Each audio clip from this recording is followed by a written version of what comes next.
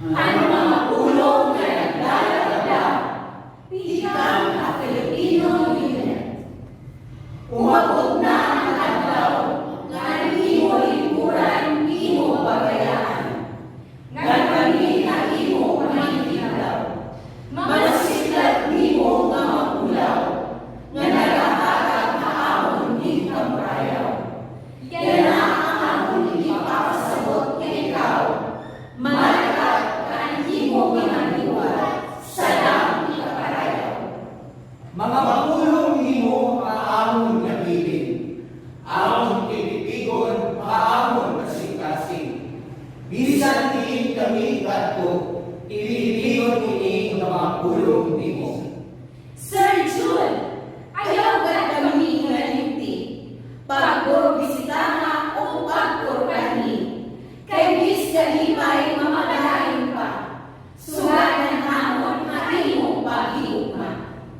Babalang nimo katalipay o mga pulong, hinihunta kami magpagkagamon, kay amon ini ang magpaparipon, haamon na una kasing-kasing o mga lahong.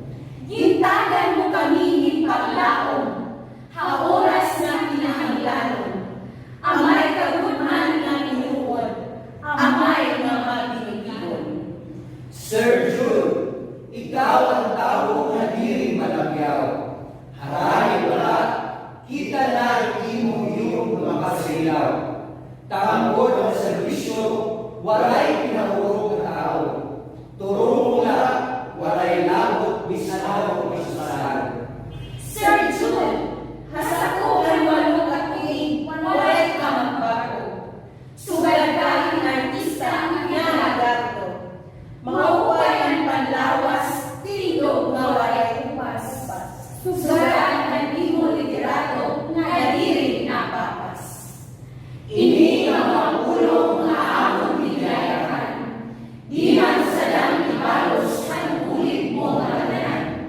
Upod ini kung kalipay na tikang haamon lugar. Punta, ini ang mga pulong, di mo inalimtan.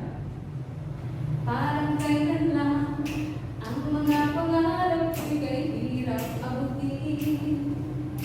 Dahil sa iyo, napunta kami sa nais naming batiin. Nais ka namin pasalamatan kahit man lamang sa isang awitin.